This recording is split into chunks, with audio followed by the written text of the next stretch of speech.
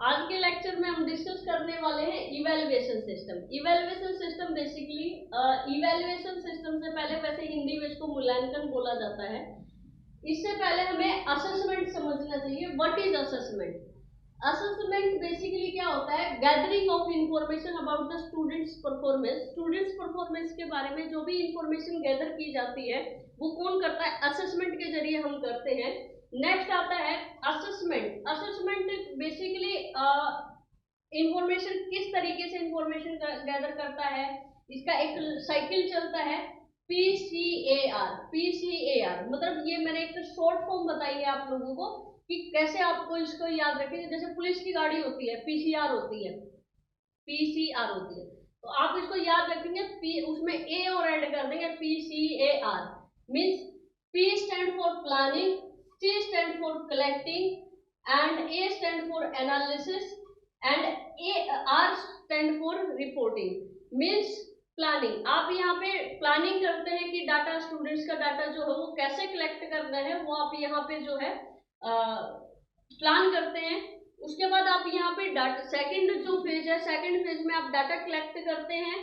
Third phase में आप उसको एनालाइज करते हैं कि आपने जो डाटा कलेक्ट करा है उसको एनालाइज करते हैं। उसके बाद एनालिसिस के बाद आप रिपोर्टिंग करते हैं, और ये साइकिल जो है चलता रहता है इस तरीके से।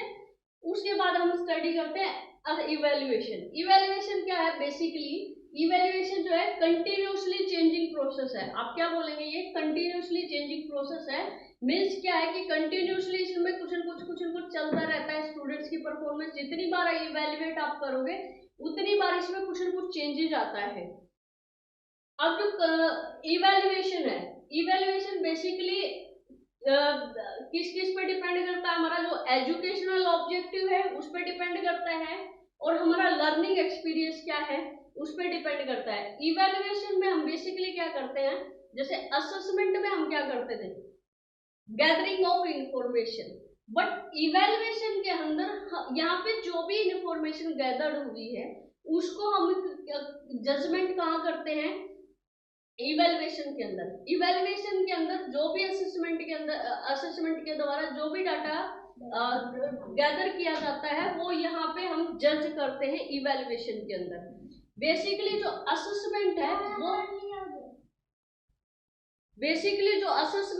असेसमेंट जो वर्क करता है वो वर्क करता है how to increase the educational quality. Education की जो क्वालिटी है वो कैसे इंक्रीज करनी है, यानी कि जो टीचिंग इफेक्टिवनेस है वो कैसे इंक्रीज करना है। टीचिंग इफेक्टिवनेस जो है वो मेजर किया जाता है किसके अंदर? असेसमेंट के अंदर। लेकिन जो इवैल्यूएशन है, इवैल्यूएशन में क्या है कि यहाँ पे एक्चुअल में जो क्वालिटी जो इंक्रीज करने की बात हो रही थी असेसमेंट के अंदर, वो एक्चुअल में इंक्रीज हुई है या नहीं हुई है, वो कहाँ पे हम चेक करते हैं? इवैल्यूएशन के अंदर हम देखते हैं। उसके बाद हमारा आता है कि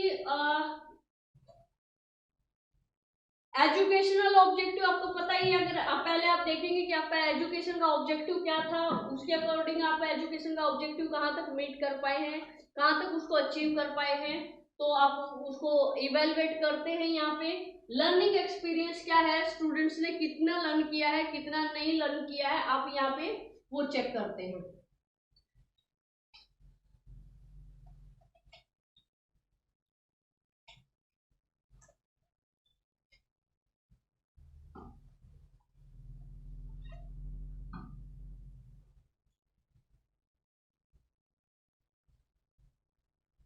नेक्स्ट एक वर्ड बहुत फेमस सा वर्ड है जो एक तरीके से टाइप ऑफ इवैल्यूएशन सिस्टम के अंदर हम स्टडी करते हैं, फॉर्मेटिव।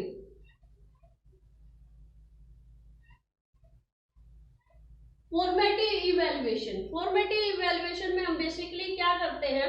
इसमें जैसे हमने कैसे हम इसको इवैल्यूएट करते हैं, जैसे असाइनमेंट दे देते हैं हम स्टूडेंट्स को, क्या करते हैं? असाइनमेंट दे देते हैं। Ask question in the class. आप क्लास के अंदर क्वेश्चन पूछते हैं स्टूडेंट से कि भाई आपने कोई लेक्चर टीच किया, लेक्चर डिलीवर करने के बाद आप स्टूडेंट से क्वेश्चन पूछते हैं लेक्चर के बीच बीच में क्वेश्चन पूछते हैं कि बच्चों कितना उनको समझ आया, ये चेक करने के लिए आप बेस्ड ऑन ऑब्जर्वेशन, आप ऑब्जर्वेशन के जरिए आप इसको चेक कर सकते हैं। बेस्ड ऑन ऑब्जर्वेशन, खाली आप स्टूडेंट्स को ऑब्जर्व करके आप इसको इवेलुएट कर सकते हैं।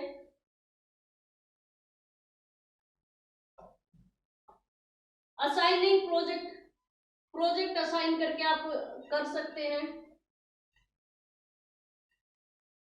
बेसिकली फॉर्मेटिव इवैल्यूएशन जो होता है, इसमें जो एक फीडबैक मिलता है, इमीडिएट फीडबैक। क्या होता है? इमीडिएट फीडबैक होता है।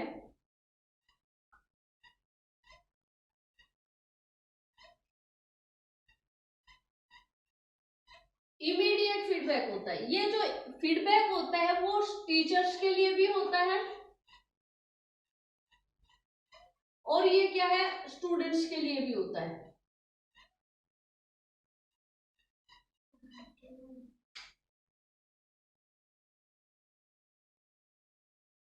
बेसिकली जो यहाँ पे जो फीडबैक मिलता है कि जैसे इसमें जो भी रिजल्ट रहता है फॉर्मेटिव इवैल्यूएशन के अंदर, वो इमीडिएट रहता है कि आपको जल्दी इसमें रिजल्ट मिल जाता है। आपको ऐसा नहीं कि 2-2 महीने वेट करना पड़े, 1-1 महीना आपको वेट करे। You are waiting 1 month, you are waiting 2 months for getting the result. Here you get the immediate result. आपको यहाँ पे इमीडिएट रिजल्ट मिलता है।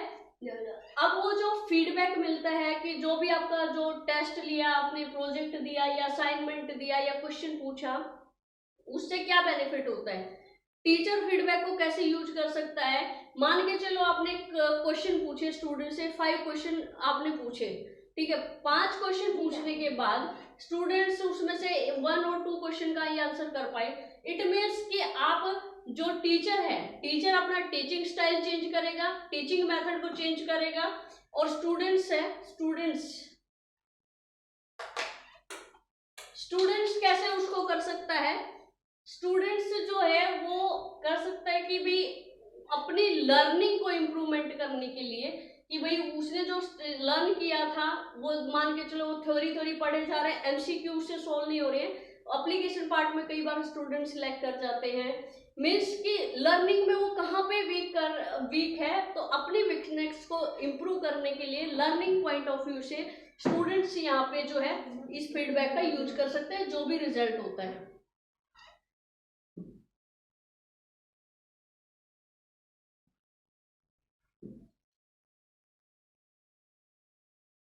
अब इसमें जो भी फीडबैक रहता है, जो भी इसमें सबसे एक मेन पॉइंट है कि teachers give the honest feedback to their student about their performance.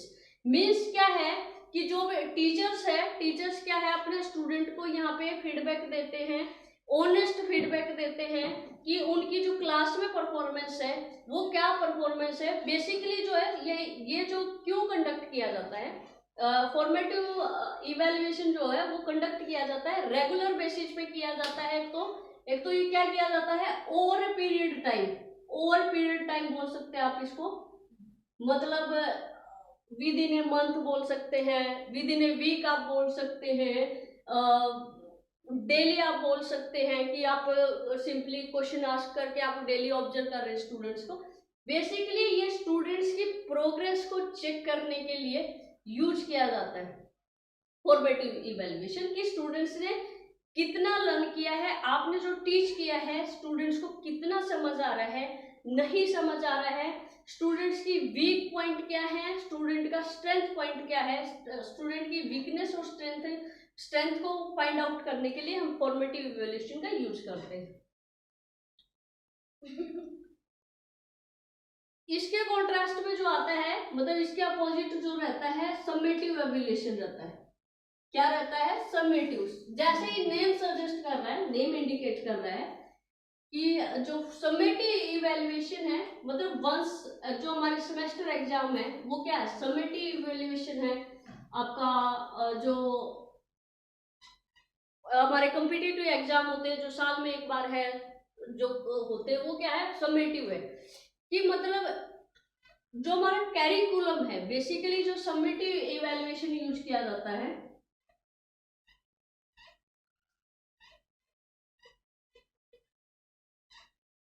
Summative basically क्यों यूज किया जाता है? ये किया जाता है कि जो हमारा कैरिकुलम है, कैरिकुलम जो डिजाइन किया जाता है, यानी कि जो सिलेबस डिजाइन किया हुआ है यूनिवर्सिटी द्वारा या फिर एजुकेशन बोर्ड द्वारा, उसमें क्या वीकनेस रह गई है या क्या वीकनेस है, या जो जिस ऑब्जेक्टिव को लेकर के आपने कैरिकुलम को डिजाइन किया था, आप उस ऑब्जेक्टिव को कहाँ तक अचीव कर पाए हैं, वो किससे किया जाता है? समेटिव। इसमें हम क्या चेक करते हैं? आउटकम्स। बेसिकली इसका ये एक पहचान है समेटिव की। समेटिव की पहचान है आउटकम्स। मतलब एक कीवर्ड आपको दिखेगा आउटकम्स। आउटकम्स क्या होता है? एक तरीके से आउटपुट, बच्चों का रिजल्ट क्या रहा है final at the end of the semester. Means क्या है कि कुछ बच्चे क्या करते हैं, बहुत बहुत ही अच्छा परफॉर्म करते हैं, जैसे फॉर्मेटिव इवैल्यूएशन के अंदर, मतलब यूनिट टेस्ट होते हैं आपके, जो वीकली टेस्ट आपके रहते हैं, उसमें बच्चा जो डेली वाले टेस्ट जो रहते हैं, जो रेगुलर टेस्ट होते हैं, उसमें अच्छा परफॉर्म करते हैं, लेकिन वो यहाँ पे मार खा जाते हैं। उनकी मेमोरी पावर चेक की जाती है कि वो यहाँ पे कितना अच्छा परफॉर्म कर पाए हैं अगेंस्ट द कैरिकुलम।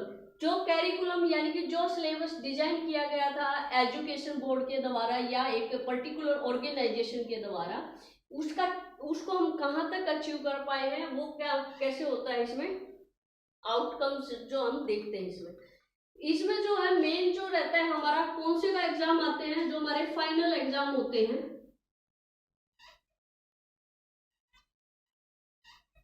यानी कि जैसे सेमेस्टर एग्जाम है या फिर ईयरली जो होते हैं एग्जाम। अब तो ज्यादातर जो सेमेस्टर सिस्टम आ गया है, ईयरली बहुत कम रह गया है, पर आप बोल सकते हो जो आपके कॉम्पिटिटिव एग्जाम है, जैसे अपनी ब्रांच का होता है कंप्यूटर साइंस का होता है, गेट जो है वंस इन ईयर होता है, एक बार होता है, आप पूरा साल स्टडी करते हैं। नेट है, यूजीसी नेट है। यूजीसी नेट क्या है? ट्वाइस इन ईयर होता है, 2 बार होता है ना साल में। तो आप इस तरीके से कर सकते हैं। बाकी इसको हम डिटेल में आगे स्टडी करेंगे टाइप्स ऑफ इवैल्यूएशन के अंदर। अब इसको हम कैसे इवैल्यूएट करते हैं, कैसे हम इवैल्यूएट करते हैं वो हम स्टडी करेंगे कि मतलब हम मूल्यांकन जो है वो कैसे करते हैं।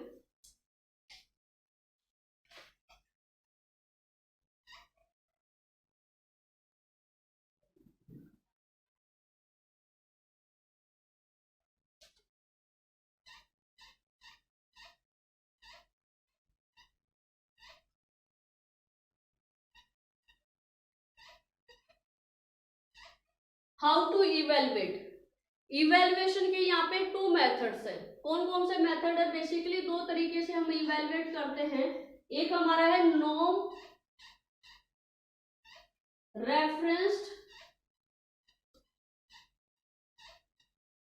इवैल्यूएशन, दूसरा क्या है? क्राइटेरिया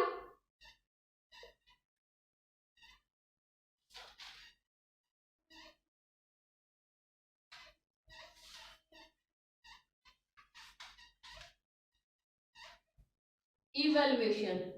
मीन्स क्या है कि जो इवैल्यूएशन है वो 2 तरीके से होता है। एक तो आपका कैसे होता है कि आप इवैल्यूएशन करते हैं, नॉर्म बेस्ड होता है, और दूसरा क्या है? क्राइटेरिया बेस्ड रहता है। अब इसमें ये दोनों ही क्वेश्चन पूछे हुए हैं यूजीसी नेट के अंदर, पेपर 1 के अंदर ये क्वेश्चन पूछा हुआ है। नॉर्म बेस्ड रेफरेंस क्या है? उसमें स्टेटमेंट दी हुई है, स्टेटमेंट टाइप क्वेश्चन पूछे हुए हैं, ये आपके सब्जेक्ट में भी आएगा। एंड क्राइटेरिया रेफरेंस्ड जो बेस्ड इवैल्यूएशन जो है, उसमें ये दोनों जो है इंपॉर्टेंट है। 2 से 3 बार मैंने देखा प्रीवियस ईयर के अंदर इसको पूछा हुआ है।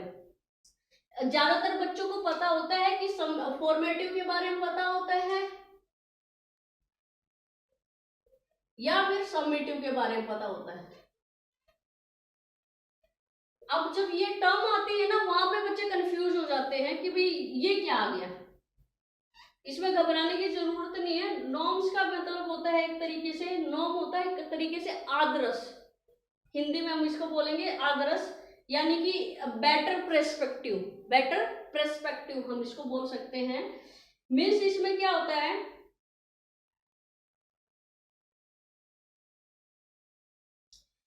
आप जब नॉन रेफरेंस जो होता है, इसमें क्या होता है, आप स्टूडेंट्स के बारे में कुछ हाइपोथेटिकल विचार कर लेते हैं कि भाई आप ये चीज सोच लेते हैं कि स्टूडेंट्स जो है, स्टूडेंट्स का मतलब क्या है कि ये स्टूडेंट्स जो है कम से कम 90 मार्क्स लाएगा, ये स्टूडेंट्स है 80 मार्क्स लाएगा। ऑन एन एवरेज मेरी जो क्लास के बच्चे हैं वो कम से कम 70 मार्क्स तो लेके आएंगे ही आएंगे मेरे सब्जेक्ट के अंदर। ये क्या है, ये एक हमने गैस कर लिया कि मेरे पढ़ाया हुआ जो सब्जेक्ट है, मेरे सब्जेक्ट में बच्चे कम से कम मिनिमम टू मिनिमम मार्क्स 70 लेके आएंगे। ये मेरी क्या थी, गैस थी, कि मैंने गेस किया। इसको इंग्लिश में बोलते हैं हाइपोथेटिकल, कि मैंने अपने दिमाग में एक इमेज क्रिएट कर ली कि भाई मेरे बच्चे जो है वीक से वीक स्टूडेंट 70 मार्क्स लेके ही आएगा, ठीक है। अब इसके अगेंस्ट, अब मैंने इसको क्या माना, एक बेस मान लिया। अब इसके अगेंस्ट इसको मैं बेस पॉइंट मान के मैं बच्चों की इवेल्युएशन कर रही हूँ, ठीक है। इसको बेस पॉइंट मान के अब बच्चों की जो इवेल्युएशन करते हैं तो वो आता है आपका नॉर्म रेफरेंस के अंदर। इसके अंदर आता है नॉर्म रेफरेंस के अंदर आता है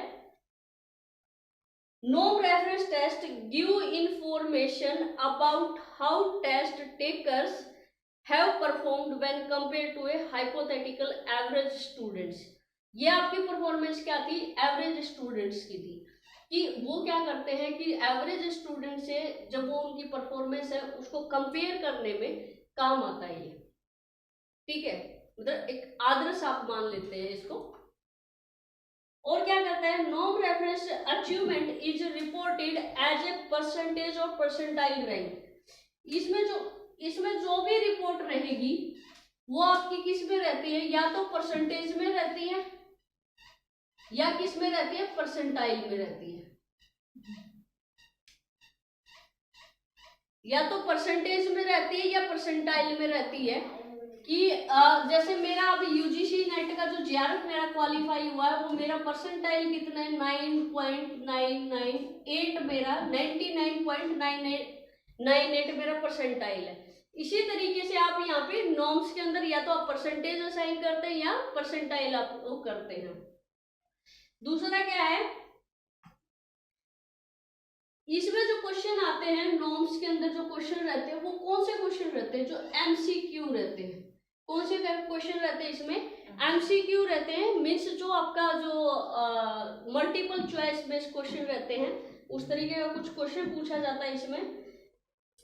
जैसे कि हमारा जो कॉम्पिटिटिव एग्जाम है, कॉम्पिटिटिव एग्जाम हमारा किस में आता है, नॉर्म बेस्ड रेफरेंस के अंदर आता है।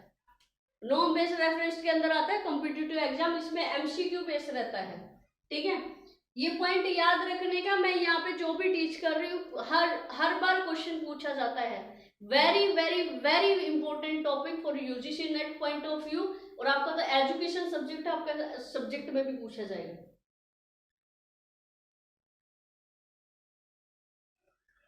नेक्स्ट आता है हमारा क्राइटेरिया। क्राइटेरिया रेफरेंस में क्या होता है कि जैसे कि इसमें क्राइटेरिया रख दिया जाता है, कुछ न कुछ क्राइटेरिया रख दिया जाता है कि इस क्राइटेरिया के बेस पे आप हायर, जैसे कि इंटरव्यू लेते हैं, इंटरव्यू आप इंटरव्यू कैसे हायर करते हैं, कुछ न कुछ उसमें क्राइटेरिया पहले से फिक्स होता है। अगर आप उस स्टूडेंट्स जो है उस क्राइटेरिया को मीट करेगा, अगर उस क्राइटेरिया को मतलब मीट करता है, उस क्राइटेरिया को अचीव करता है तो आप उसको हायर करते हैं, अदरवाइज क्या करते हैं, रिजेक्ट कर देते हैं। यही होता है क्राइटेरिया रेफरेंस इवैल्यूएशन के अंदर। मीन्स आपका क्या है कि criteria reference test and assignment measure students performance against a fixed test और प्री डिटरमाइंड क्राइटेरिया और लर्निंग स्टैंडर्ड। मीन्स मैंने आपको पहले ही बता दिया, इसमें पहले ही फिक्स रहता है, फिक्स्ड क्राइटेरिया पहले इसमें क्या कर दिया जाता है, फिक्स कर दिया जाता है। फिक्स कुछ प्री कंडीशन रहती है आपकी।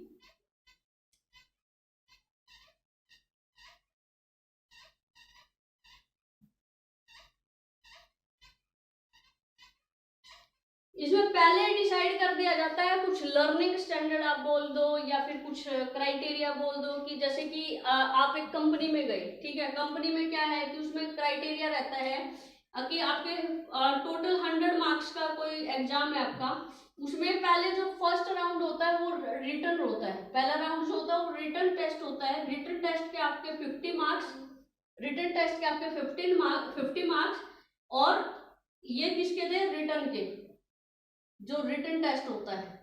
उसके बाद 50 मार्क्स आपके किसके हैं, इंटरव्यू के। 50 मार्क्स क्या है, इंटरव्यू के। अब इसमें से पासिंग मार्क्स क्या है, इसके पासिंग मार्क्स क्या है, 70 में क्या है, स्टूडेंट्स पास है। जिस बच्चे का, जिस कैंडिडेट का अगर 70 मार्क्स भी आ गया दोनों को मिला करके, तो क्या है, वो स्टूडेंट्स जो है पास कर जाएगा। या जैसे 50-50 का रिटर्न है, यहाँ से रिटर्न कब क्वालिफाई होगा, जिस बच्चे का रिटर्न में 30 मार्क्स आ गया, इट मीन्स कि उसका रिटर्न क्वालिफाई है।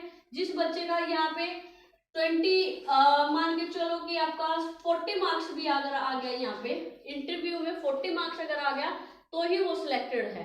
तो मीन्स टोटल हमने क्या क्राइटेरिया रखा, टोटल स्टूडेंट्स का जो है minimum to minimum out of 100 हमारा 70 मार्क्स आना चाहिए दोनों टेस्ट को मिला करके, तो ही हम उसको जॉब पे रखेंगे, अदरवाइज हम रिजेक्ट कर देंगे। ज्यादातर जो इंटरव्यू वाला रहता है उसी में यूज किया जाता है इसको, कुछ न कुछ पहले से क्राइटेरिया रख दिया जाता है। दूसरा क्या है, जैसे कि आपका एंट्रेंस एग्जाम होता है, यूनिवर्सिटी के अंदर एंट्रेंस एग्जाम होते हैं, वहां पे कुछ क्राइटेरिया रखा जाता है कि आपका पहले रिटन होता है, उसके बाद जैसे पीएचडी में आप एंट्री करते हैं वहां पे, फिर उसके बाद आपका ये होता है, इंटरव्यू होता है।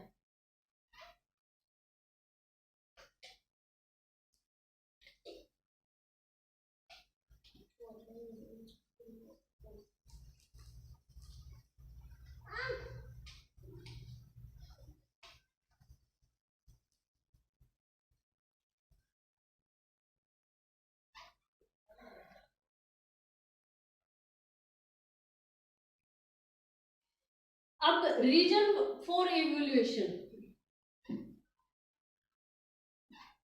रीजन फॉर इवैल्यूएशन,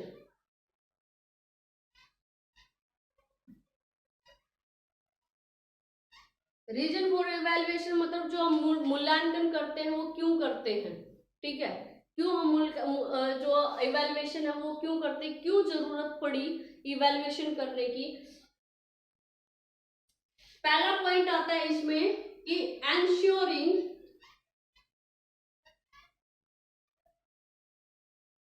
लर्निंग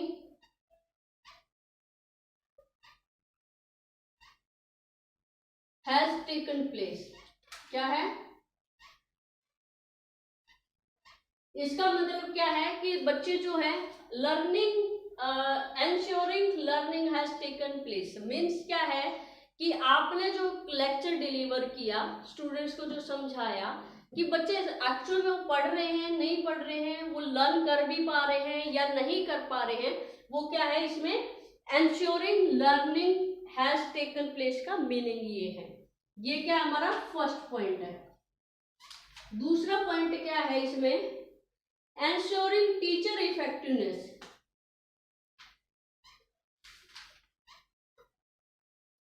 उसमें नहीं मिलेगा आपको,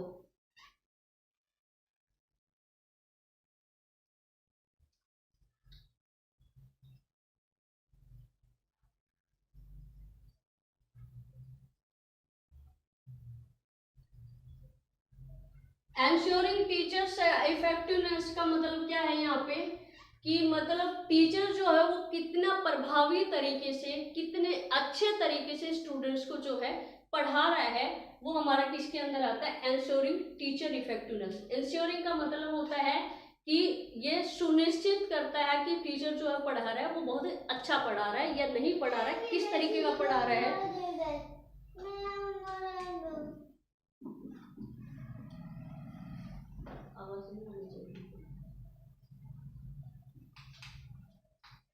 नेक्स्ट आता है थर्ड पॉइंट हमारा आता है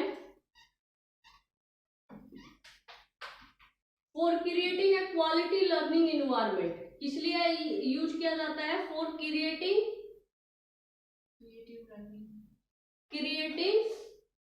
क्वालिटी लर्निंग इन्वायरमेंट।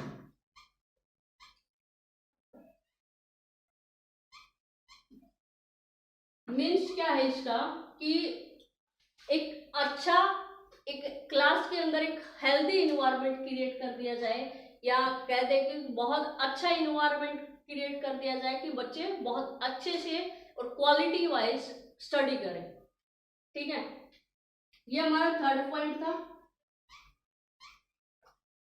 एक तरीके से इसका मतलब होता है बच्चों के अंदर कंपटीशन की सद्भावना क्रिएट कर देना कि उस बच्चे के मार्क्स ज्यादा आए हैं तो दूसरा बच्चा उसको देख देख के पढ़ेगा कि उसके ज्यादा आए हैं तो मेरे भी ज्यादा आने चाहिए, मैं कहाँ लैग कर रहा हूँ, उसका लैकिंग पॉइंट पता चलता है। ठीक है,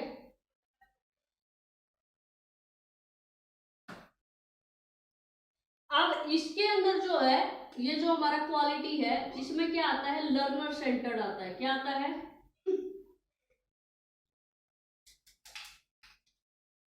लर्नर सेंटर्ड। लर्नर सेंटर्ड का मतलब पता है क्या होता है कि आप, एक होता है लर्नर सेंटर्ड होता है, एक होता है टीचर सेंटर्ड होता है। जो लर्नर सेंटर्ड होता है ना, मतलब टीचर सेंटर्ड का मतलब क्या है कि टीचर अपना बोलते चले जा रहे हैं, बच्चों को समझ आ रहा है नहीं आ रहा है उनको कोई मतलब नहीं होता है। लेकिन लर्नर सेंटर्ड का मतलब क्या होता है, इसमें बच्चे का माइंड रखा जाता है, ज्यादातर ज्यादा से ज्यादा मतलब एक एक बच्चे को माइंड में रख के जो टीच किया जाता है कि आपका पढ़ाया हुआ बच्चों को समझ आना चाहिए, बिल्कुल समझ आना चाहिए। आप एक एक बच्चे को माइंड में रखते हैं, आपके लिए ये मायने रखता है कि आपका पढ़ाया हुआ बच्चों को समझ आ रहा है नहीं आ रहा है, बच्चों को आप माइंड में रख के आप जो भी टीच करते हैं वो आता है लर्नर सेंटर्ड के अंदर। इसमें मैंने जो सेकंड लेक्चर डाला हुआ है उसके अंदर जो हमारी टीचिंग एप्टीट्यूड की जो प्ले लिस्ट है उसमें सेकंड लेक्चर मैंने डाला है टीचर सेंटर्ड क्या है टीचिंग मेथड के अंदर, टीचर सेंटर्ड क्या है और लर्निंग सेंटर्ड लर्नर सेंटर्ड क्या है, या उसमें स्टूडेंट सेंटर्ड आप बोल सकते हो। ये हमारा किसके अंदर आता है, क्वालिटी लर्निंग एनवायरनमेंट के अंदर क्या क्या हो सकता है। ज्यादा से ज्यादा फोकस जो आजकल जो टीचिंग मेथड अप्लाई किए जा रहे हैं वो ज्यादा से ज्यादा इसी पे आ रहे हैं। पहले जो हमारे जो हम बोर्ड पे ब्लैक बोर्ड पे स्टडी करते थे हमारे टाइम पे, या हमारे जो पेरेंट्स थे उनके टाइम पे जो मेथड होता था वो टीचर सेंटर्ड होता था, क्योंकि वो ब्लैक बोर्ड पे पढ़ाते थे, बच्चों को समझ आए नहीं आए क्या ऐसा ही रहता था। नॉलेज सेंटर्ड क्या है, नॉलेज सेंटर्ड। अब इसका मतलब क्या है, नॉलेज सेंटर्ड का ठीक है, लर्नर सेंटर्ड तो हो गया कि भाई बच्चों को ध्यान। नॉलेज सेंटर्ड का मतलब क्या है कि आज की जो एजुकेशन है या जो आपका जो टीचिंग स्टाइल है उससे बच्चों को कितनी नॉलेज में इंप्रूवमेंट हो रहा है, इनकी नॉलेज में कितना एड ऑन हो रहा है। ठीक है, आजकल जो एक्टिविटी दी जाती है जैसे कि अभी सौरभ को दी गई थी कि जो वाटर जो है, how to save water inside home और outside home, you tell the 5 steps. 5 तरीके बताने थे कि वाटर को सेव करने के क्या है। और दूसरा क्या था कि एक मेरी फ्रेंड है उनकी बेटी है, उनको क्लास में एक एक्टिविटी दी गई, अभी होमवर्क दिया गया, ऑनलाइन क्लासेस चल रही है उसमें कोविड-19 पे उनको ऐसे लिखना था, कोविड-19 पे उनको कुछ बोलना था कि, और दूसरा क्या है कि वो लॉकडाउन के अंदर क्या कर रही हैं, क्या वो सब कुछ एक लेटर लिखना था अपनी फ्रेंड्स को। मतलब क्या है कि ये सब चीजें मतलब लेटेस्ट जो चल रहा है या फिर पहले जो हुआ है, आज की जो एजुकेशन है वो किस पे फोकस कर रही है, लर्नर सेंटर्ड होनी चाहिए, साथ के साथ बच्चे जो भी पढ़ रहे हैं उससे उनकी नॉलेज ग्रो कर रही है या सिर्फ बुकों तक सीमित है। ठीक है, ये सब इसमें आता है। असेसमेंट सेंटर्ड, असेसमेंट के अंदर क्या आता है, तीसरा पॉइंट आता है इसके अंदर हमारा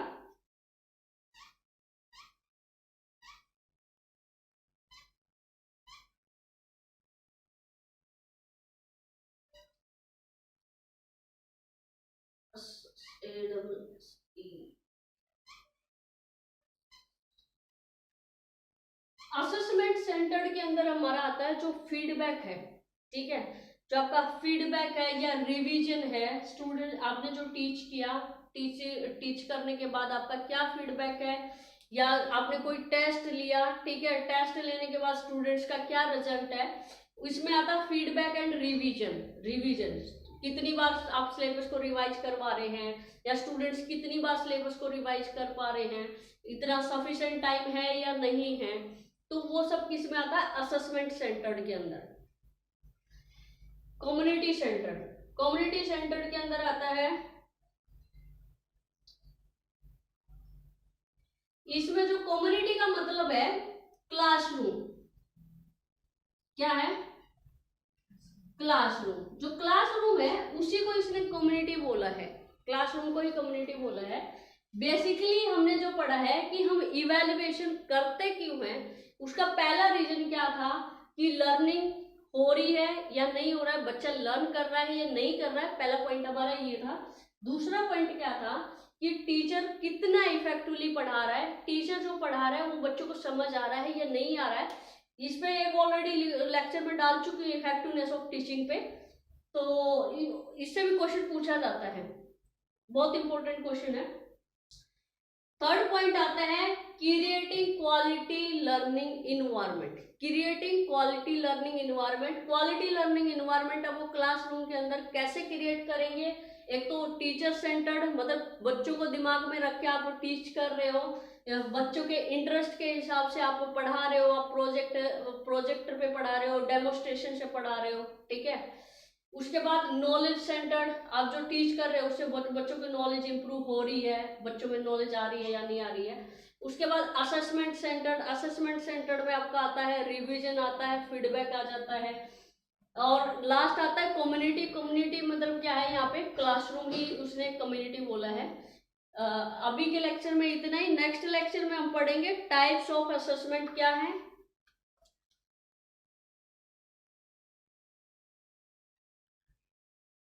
इसके आगे हम पढ़ेंगे टाइप्स ऑफ असेसमेंट क्या है। बेसिकली मैं इसको 3 लेक्चर के अंदर कवर करूंगी, एक लेक्चर के अंदर मैं कवर नहीं करूंगी, तो क्योंकि क्या है कि लेक्चर में बहुत लंबा हो जाएगा, तो इसको 3 लेक्चर में हम कवर करेंगे। Thank you.